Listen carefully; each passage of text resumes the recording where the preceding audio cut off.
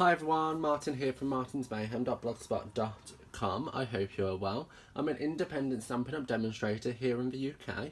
However, I'm not exclusive to the UK. I can also sell to France, Germany, Holland and Austria, and that means you can also join my team from there as well. So please feel free to get in contact if you wish to purchase any of the items you see me use, or to join my team, the Magic Mayhems. And don't forget to hashtag it. So, shall we get started? You've already seen me use a lot the Good Morning Magnolia stamp set. It is a beautiful stamp set that I adore, and I hope I'm giving you lots of inspiration on how to use it. So here is a card that I've designed, and I'm trying to see, so you can just slightly see the background here where it is super cute and just so subtly in the background that you don't need much more. It's showing better in person than it is on the camera, so I do apologise, but you don't need a lot of interest to make an impact. So I'm using the designer series paper that also coordinates, so make sure you're utilising everything that you can purchase in the suites. I have got a base of Mossy Meadow, which is a standard C6 size because that's the size that I'm preferring at the moment. And I've got a piece of that gorgeous DSP, which you can see is double-sided. It has this lovely paper flower pattern in the background, which would equally work should you so wish. However, I like to keep my designs the same, so I've got that. And that measures the exact same as our card base, so that sits nicely on top. So just using some Tombow onto the back, and I've accidentally just ever so slightly popped a bit there. So the reason why I'm using Tombow is because I want to have time to move it around should I not get it straight. So with this as well, yeah, that's a bit sticky. Let's start with a new sheet, shall we?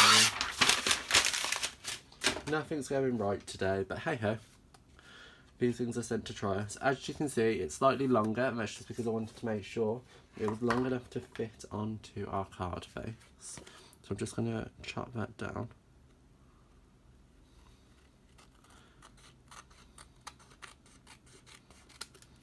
Like so. And there you have it. So you're going to want to use a piece of Early Espresso cardstock that measures 7 centimeters by 11, and that's just going to sit here. But you're going to want to do the stamping in two parts. So the first part I'm going to do is the sentiment itself. So with the sentiment, I'm going to heat set that in white embossing powder. And I've chose the sentiment, the journey of life is best shared with a friend. We'll get through this together. And I'm just going to pop that towards the middle of the card. But so the top of the sentiment is towards the middle, not so it's smack bang in the middle. And then with my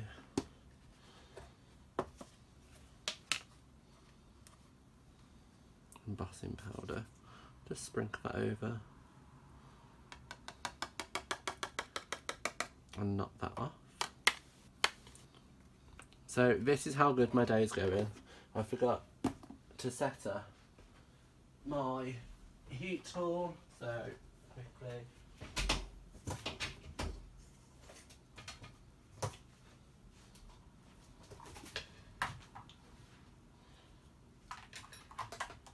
set this up. So I've got it. You guys didn't notice anything, I've always been here. And you're just going to heat set that like so.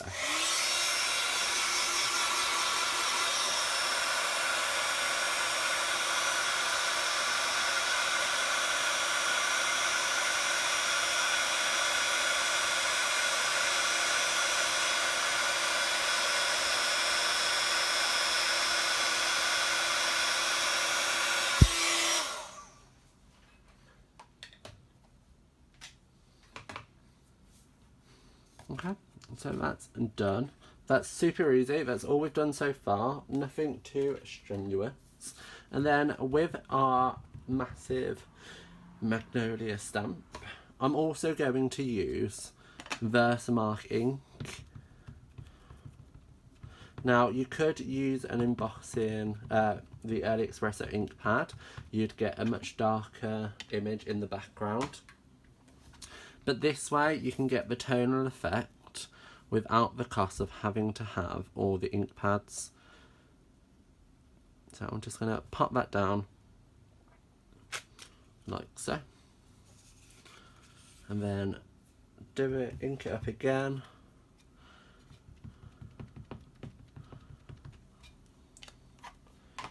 And just stamp that down. I didn't ink the bit I wanted.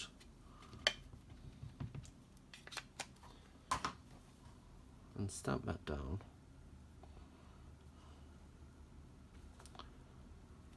Like so.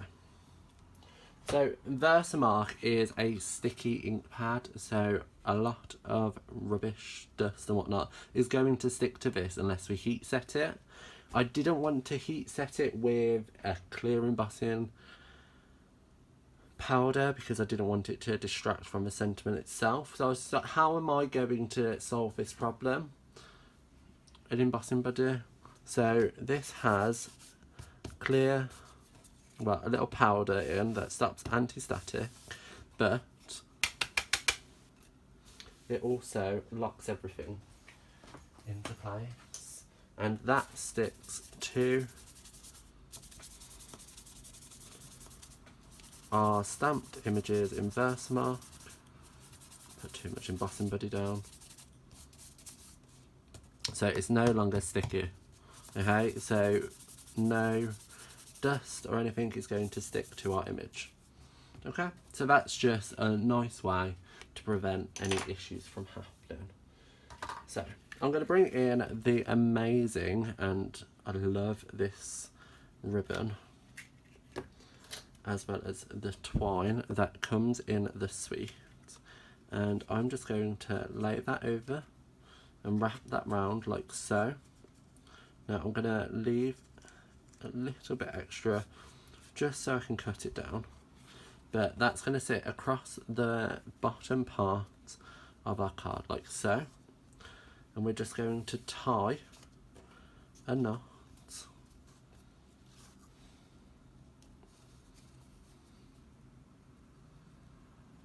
around the two parts like so. Okay, so once you've got that initial knot, you can move it down and move it around. Fiddle with it ever so slightly, and then you can finish it off whichever way you like. I'm going to finish mine in a little bow,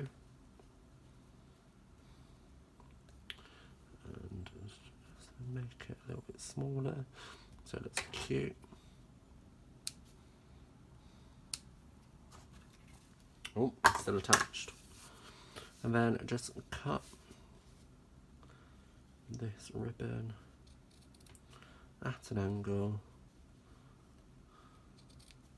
like so. And that's our main feature done. So I can bring back our card base with our beautiful designer series paper and some dimensionals, and I can just pop these in the four corners.